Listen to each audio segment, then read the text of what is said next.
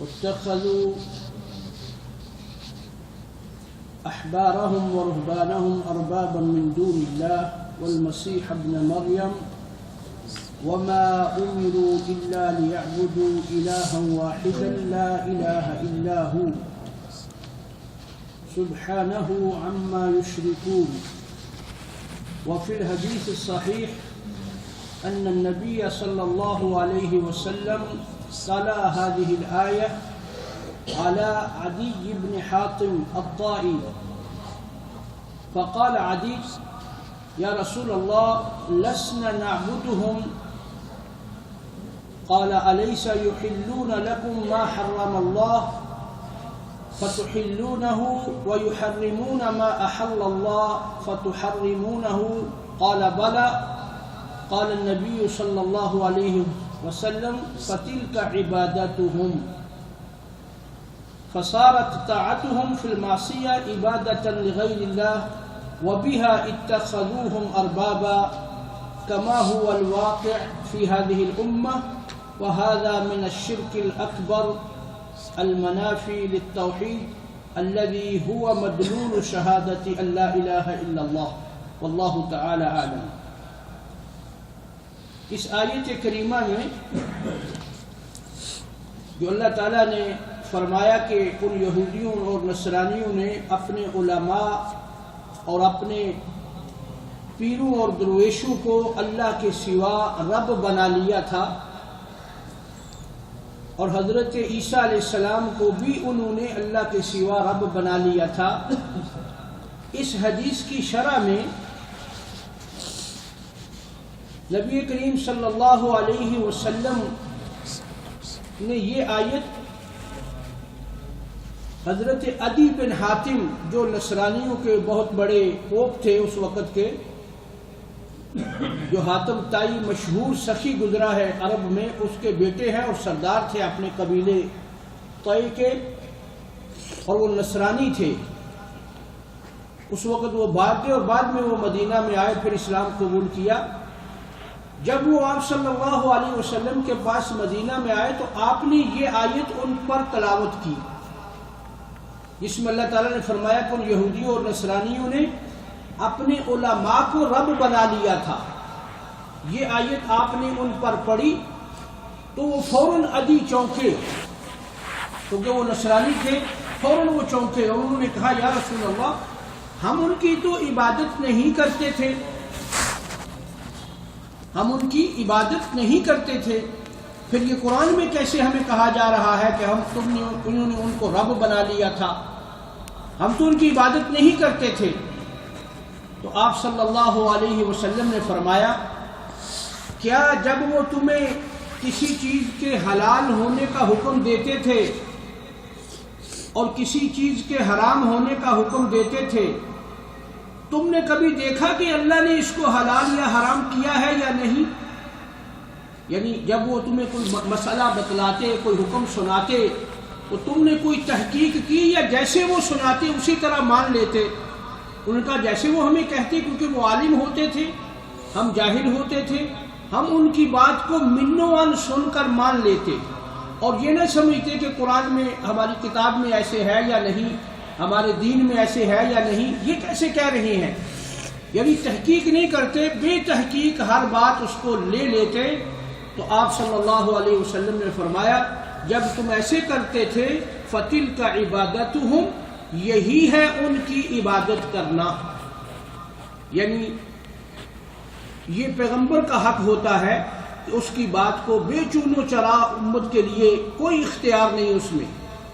پوچھ سکتا ہے امتی پیغمبر سے، نبی سے، کہ ہمارے لیے یہ چیز ہم کیسے کریں، کس طریقے سے کریں، لیکن انبیاء کے بعد جتنے بھی لوگ ہیں، چاہے وہ کتنا بھی عالم ہو، صالح ہو، نیک ہو، یہ ضرور دیکھنا ہے سننے والے کو کہ وہ جو اپنی بات کر رہا ہے، قرآن کی بات سنا رہا ہے، حدیث کی بات سنا رہا ہے، یا کیسی بات کر رہا ہے، کہاں سے سنا رہا ہے، یہ لازمی تحقیق کر کے اس کی بات کو لینا ہے.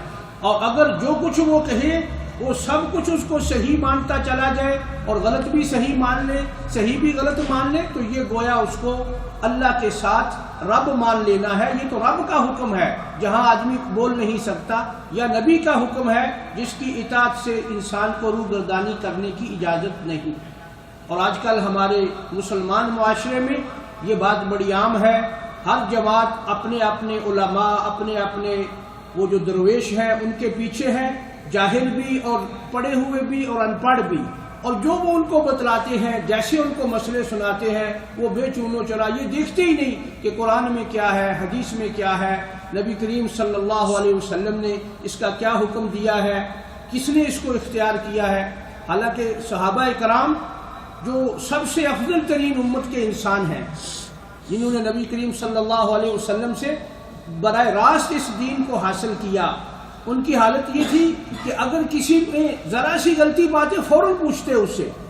حضرت عمر رضی اللہ تعالی عنہ کا مشہور واقعہ ہے کہ انہوں نے ایک دفعہ ایک حکم جو اپنی سمجھ سے انہوں نے لگایا لوگوں پر، تو قرآن مجید کے حکم کے وہ ظاہراً خلاف تھا، تو حضرت عمر حالانکہ بہت بڑے جلیل القدر آدمی ہیں، اور چونکہ حق مہر کے معاملے میں انہوں نے اس کو کنٹرول کرنے کی کوشش کی کہ مہر کو زیادہ نہ رکھیں تاکہ لوگوں کو شادی کے معاملے میں کوئی پرابلم نہ بنے، تو آپ نے جمعہ کے خطبہ میں یہ فرمایا کہ دیکھو یہ حق مہر جو تم زیادہ رکھ رہے ہو یہ درست نہیں ہے، اور اس کی کوئی اتنی بڑی دلیل نہیں ہے، اس کو کم رکھو، بلکہ فرمایا ہم مقرر کر دیں گے کہ اتنا رکھو اتنا نہیں رکھو۔ اس جمعے پر یہ اعلان کیا، چونکہ یہ بات قرآن حکیم کی ایک آیت کے برخلاف جاتی تھی۔ قرآن میں ہے کہ اگر کوئی شادی کرنے والا عورت کو پہاڑ کے برابر بھی سونا دے دے تو اس کی گنجائش ہے، وہ دے سکتا ہے اپنی طاقت کے مطابق، اس میں لفظ قنطار کے ہیں جس میں پابندی نہیں ہے۔ تو جب حضرت عمر سٹیج سے نیچے اترے اور باہر نکلے مسجد میں، تو ایک بوڑھی عورت نے حضرت عمر کو آواز دے کر روک دیا، انہوں نے کہا عمر، تو آپ کھڑے ہو گئے۔ اب حضرت عمر ہیں وہ آدمی ہیں جن کے بارے میں آپ صلی اللہ علیہ وسلم نے فرمایا کہ عمر جس راستے پہ آتا ہے شیطان وہ راستہ چھوڑ دیتا ہے، اگر راستے سامنے سے شیطان آ رہا ہو تو راستہ بدل دیتا ہے، عمر کا سامنا شیطان بھی نہیں کر سکتا۔ اور یہ بھی آپ نے فرمایا حدیث میں کہ جن لوگوں کو ملہم جن کے بارے میں کہ اللہ جن کی رہنمائی کرے گا خود اپنی طرف سے، فرمایا ان میں ایک یہ عمر ہے۔ عمر کی شان بڑی معروف ہے، مشہور و معروف صحابی ہیں، اسلام میں ان کا ایک مقام ہے، بلکہ دین اسلام کو دنیا کے خطے پر پہنچانے میں ان کی ایک کوشش اور جدوجہد ہے جس کا انکار کافر بھی نہیں کر سکتا۔ تو اتنے بڑے جلیل القدر صحابی، اس کی بات ہے۔ اب لوگ کہتے ٹھیک ہے جی اب عمر نے کہہ دیا ہے، عمر تو عمر ہے، لیکن ایک بوڑھی عورت نے، وہ صحابہ کرام بھی اکٹھے ہو گئے سارے جو باہر اندر مسجد میں تھے، تو اس عورت نے کہا عمر تو نے جو بات کہی ہے یہ قرآن کے خلاف ہے۔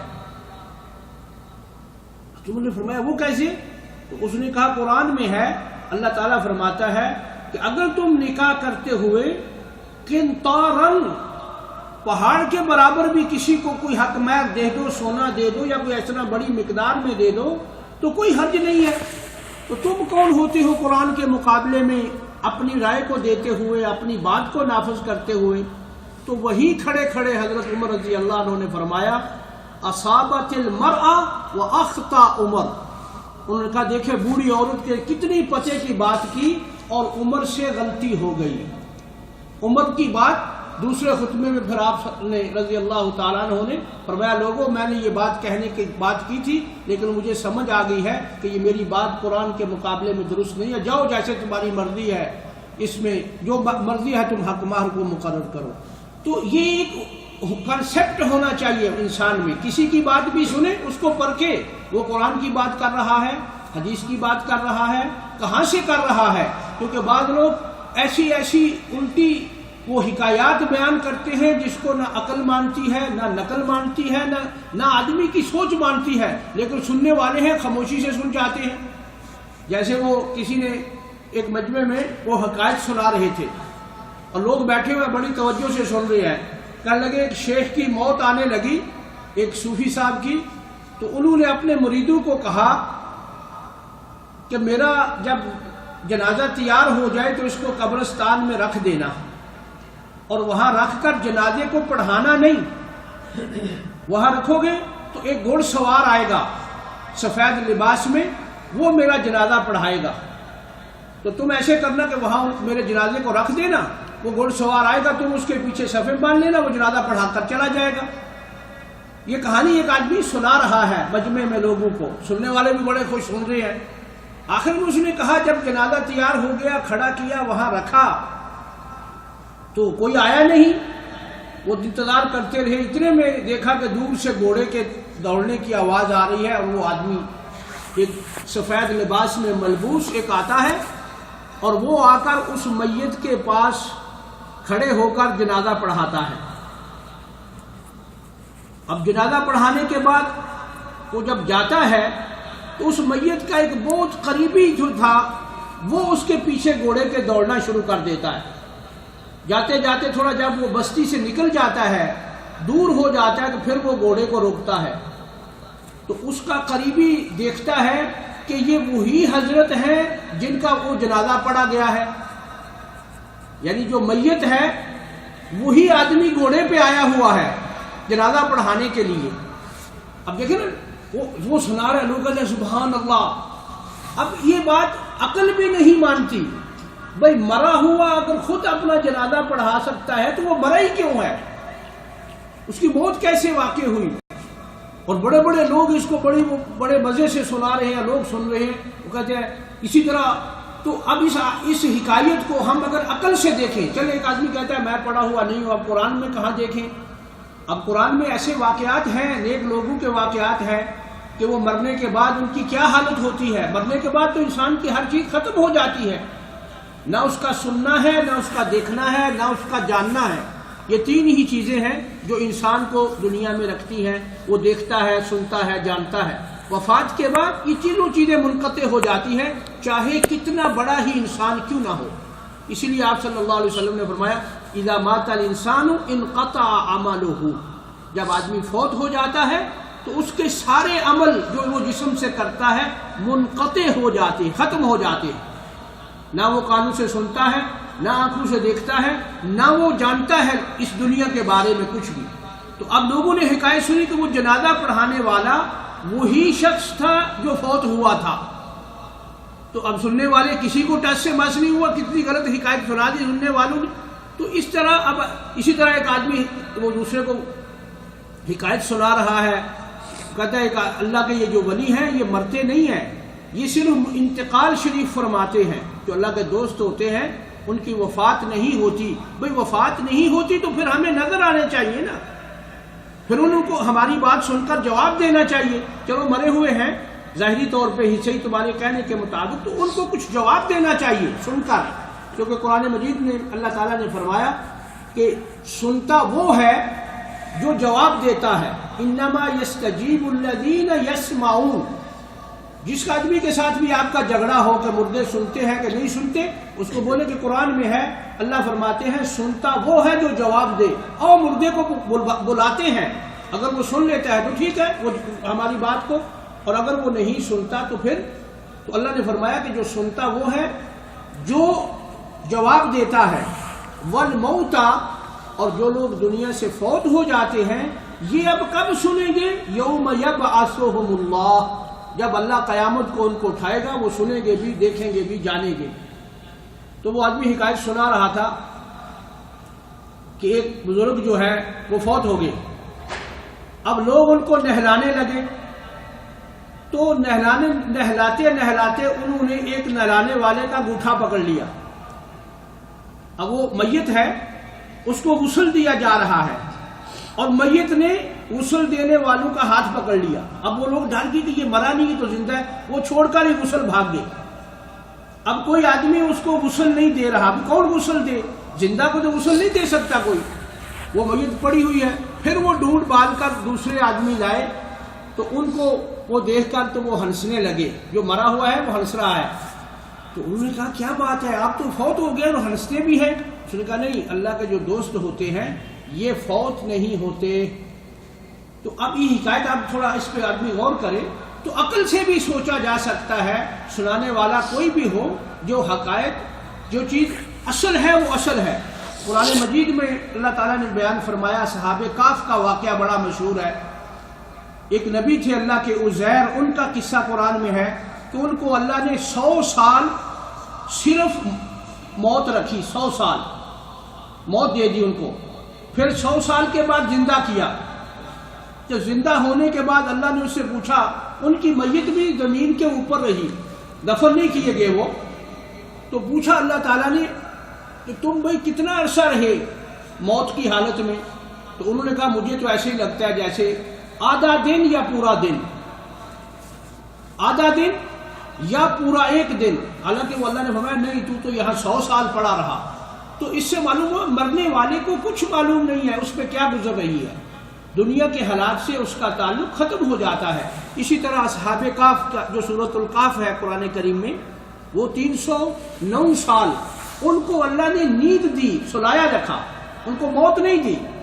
تو نیند کے بعد ان کو اٹھا کر جب انہوں نے آپس میں گفتگو کی کہ تم یہاں کتنا عرصہ رہے، تو انہوں نے کہا بھائی ہم تو ایسے ہی لگتا ہے جیسے آدھا دن یا پورا دن، ایک دن پورا یا آدھا دن، یہی ہمیں محسوس ہو رہا۔ حالانکہ وہ 309 سال رہے، یہ اللہ کے ولی ہیں، وہ اللہ کے نبی ہیں۔ تو جو بھی کوئی بات ہمیں سنائے ہمارا یہ حق بنتا ہے اس سے پوچھنے کا، اس سے پوچھے ڈائریکٹ۔ اگر آپ کو بات سمجھ نہیں آ رہی، بھائی کہاں پڑھا آپ نے یہ قصہ، کہاں سے لی یہ حکایت، قرآن میں ہے، حدیث میں ہے، کون سی کتاب میں ہے؟ تو اللہ نے فرمایا کہ جو لوگ اپنے انبیاء کو، اپنے بزرگوں کو، پیروں درویشوں کو رب بنا لیتے ہیں، تو رب بنانے کا معنی یہ ہے کہ جو وہ بات سنائے حلال حرام کی بغیر تحقیق کے اس کو لے لینا۔ اور یہ بات آج کل عام ہے، لوگ تحقیق کم کر رہے ہیں، اپنے اپنی جماعتوں میں اپنے اپنے علماء درویشوں کے پیچھے چل رہے ہیں، جیسے وہ ان کو رستہ دکھاتے ہیں۔ کوئی صحیح تلقاتا ہے تو صحیح کے پیچھے ہے، غلط بتلا رہا ہے تو غلط کے پیچھے ہے۔ حالانکہ اس کی تحقیق لازمی کر لینی چاہیے، جو آدمی بھی بات کرے کہ وہ بات کس جگہ سے، کس قانون سے کر رہا ہے، تاکہ دین ہے یہ دین کسی کا نہیں، دین اللہ کا ہے جس نے نازل فرمایا، یا پیغمبر کا ہے جنہوں نے اس کی تشریح فرمائی۔ جو ہم پابند ہیں جس بات کے کہ اللہ کی بات کو نبی کے طریقے پہ ہم نے کرنا ہے، باقی کسی کے ہم پابند نہیں ہیں۔ تو اس لیے ہر آدمی کو دین کی بات لیتے ہوئے تحقیق کر لینی چاہیے کہ بات درست بھی ہے یا نہیں۔ اللہ تعالی ہمیں سمجھنے کا موقع دے۔ صلی اللہ علیہ وسلم۔